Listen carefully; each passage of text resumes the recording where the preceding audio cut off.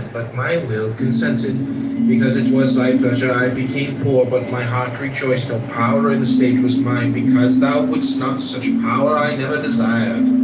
Hast thou ever seen me of more doleful countenance? On account have I not ever drawn nigh unto thee with cheerful look, waiting upon thy commands, attentive to thy signals.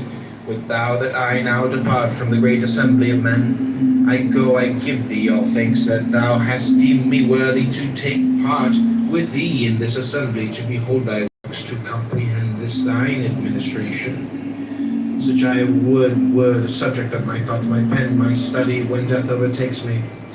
Seemeth it nothing to you, never to accuse, never to blame, either good or man, to wherever the same confidence in going forth as in coming in? This was the secret of Socrates, yet he never said that he knew or taught anything. Who amongst you makes this his aim? Were it indeed so, he would gladly endure sickness, hunger, aye, death itself.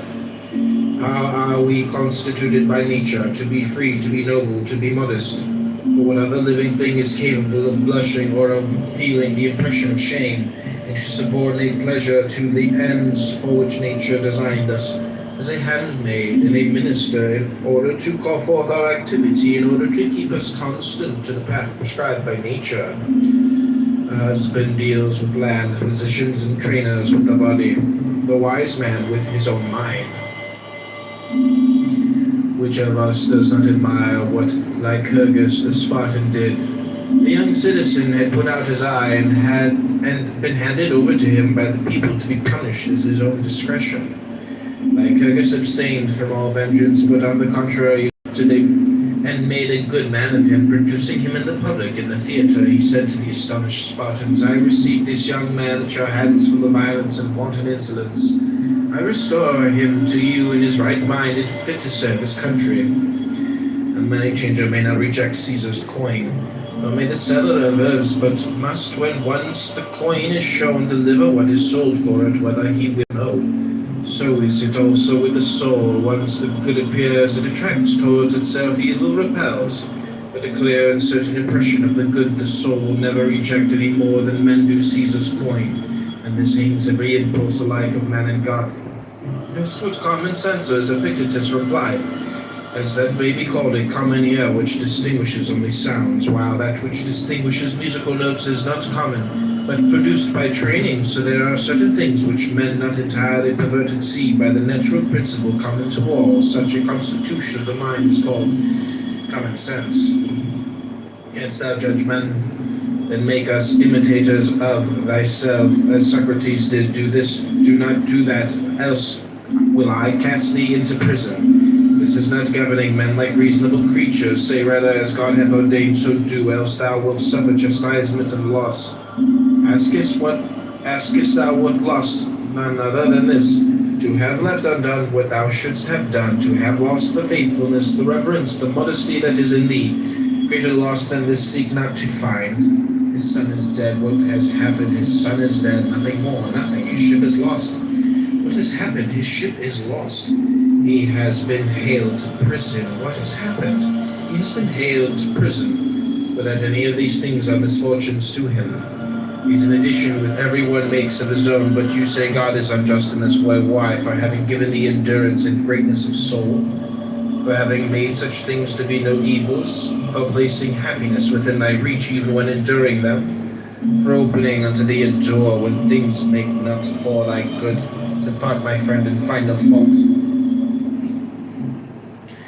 You are sailing to Rome, and you tell me to obtain the post of governor of Gnosis.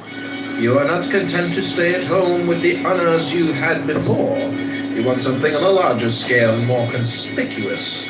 But when did you ever undertake a voyage for the purpose of reviewing your own principles and getting rid of any of them that proved unsound? Whom did you ever visit for that object? What time did you set yourself for that?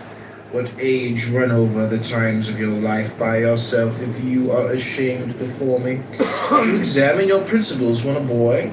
Did you not do everything just as you do now? Or when you were a stripling, attending the school of oratory and practicing the art yourself, what did you ever imagine you lacked? And when you were a young man, entered upon public life, and were pleading causes and making a name who any longer seemed equal to you? At what moment would you have endured another examining your principles and proving that they were unsound? What then am I to say to you, help me in this matter? You cry, ah! For that I have no rule, and neither did you, if that was your object, come to me as a philosopher, but as you might have gone to an herb saddler or a cobbler. What do philosophers have rules for, then? Why, that whatever may betide, our ruling faculty may be as nature would have it, and so remain. Think you this a small matter? Not so, but the greatest thing there is. Well, does it need but a short time? Can it be grasped by a passer-by? Grasp it, if you can. Then you will say, yes, I met Epictetus. I, just as you might a statue or a monument, you saw me. That is all.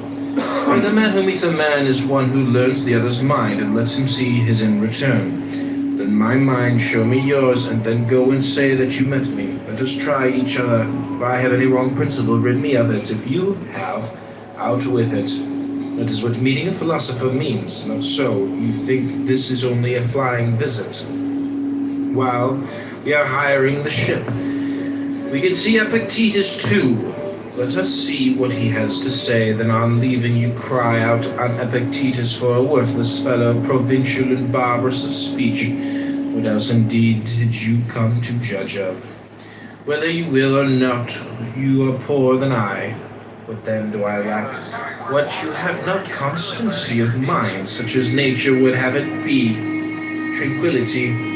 Patron or no patron, what care I? But you do care. I am richer than you. I am not racked with anxiety as to what Caesar may think of me. Flatter none on that account. This is what I have instead of vessels of gold and silver. Your vessels may be of gold, but your reason, your principles, your accepted views, your inclinations, your desires are of earthenware. To you all you have seemed small, to me all I have seems great. Your desire is insatiable, mine is satisfied. See children thrusting their hands into a narrow neck jar, striving to pull out the nuts and figs it contains. They fill the land, they cannot pull it out again, and then they fall to tears, let go a few of them. But then you can draw out the rest. You too, let your desire go. Covet not many things, and you will obtain. Pittacus, wronged by one whom he had it in his power to punish, let him go free, saying, forgiveness is better than revenge. The one shows native gentleness, the other savagery.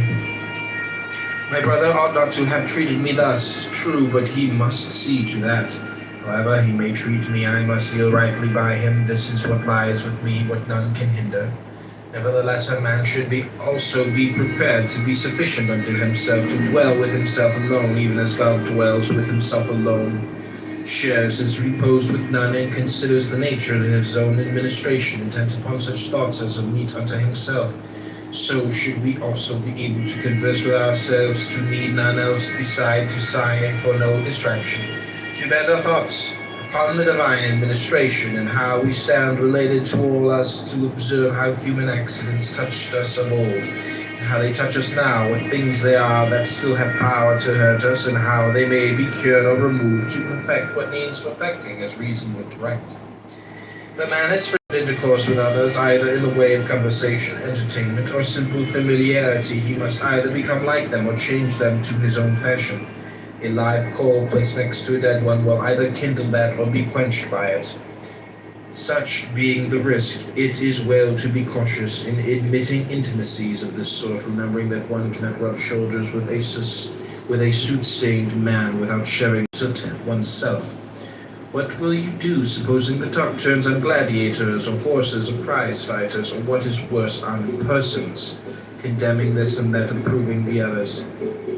Or suppose a man sneers or jeers or shows a malignant temper. Has any among us the skill of the lute player, who knows at the first touch which strings are out of tune and sets the instrument right? Has any of you such a power as Socrates had in all his intercourse with men, of winning them over to his own convictions? Nay, but you must needs be swayed hither and thither by the uninstructed. How comes it then that they prove so much stronger than you? Because they speak from the fullness of the heart. Their low, corrupt views are their real convictions, whereas your fine sentiments are but from the lips outwards. That is why they are so nerveless and dead. It turns one's stomach to listen to your exaltations and hear of your miserable virtue that you prate up and down.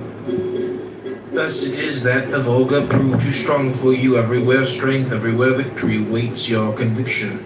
In general, any methods of discipline applied to the body which tend to modify its desires or repulsions are good for ascetic ends, but if done for display, they betray at once a man who keeps an eye on an outward show, who has an ulterior purpose and is looking for spectators to shout, "Oh, what a great man!" This is why Apollonius so well said, if you are bent upon a little private discipline, wait till you are choking with heat some day, and take a mouthful of cold water and spit it out again and tell no man.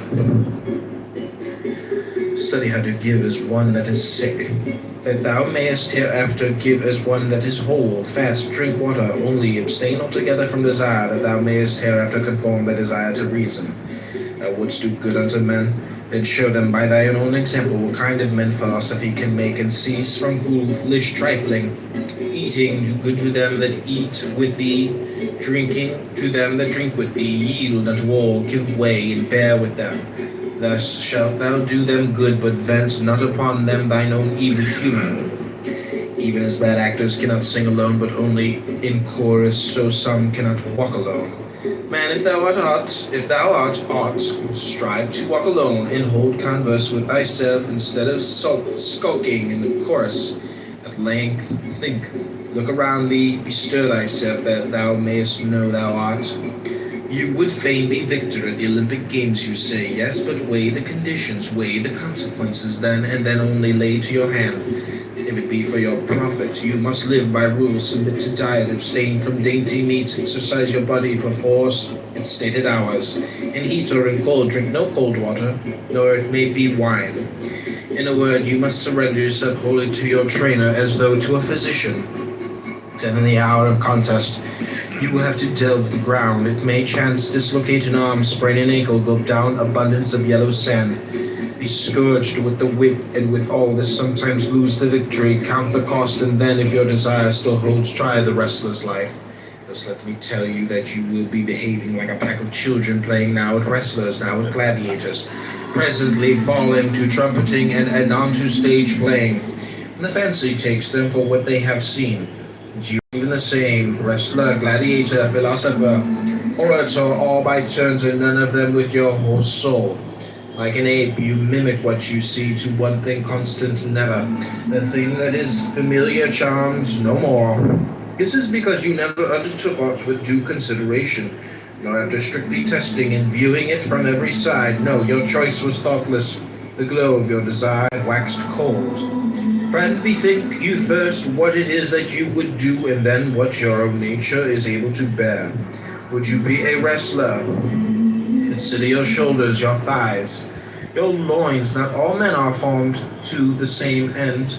Think you to be a philosopher while acting as you do? Think you can go on thus eating, thus drinking, giving way in like manner to wrath and to displeasure? Nay, you must watch, you must labor, overcome certain desires, quit your familiar friends, submit to be despised by your slave, to be held in derision by them that meet you, to take the lower place in all things, in office and positions of authority in courts of law. Weigh these things fully, and then, if you will, lay to your hand, if as the price of these things you would gain freedom, tranquility, and passionless serenity. He that hath no musical instruction is a child in music. He that hath no letters is a child in learning. He that is untaught is a child in life. Can any profit be derived from these men? Aye, from all. What, even from a reveler? Why, tell me what profit a wrestler gains from him who exercises him beforehand.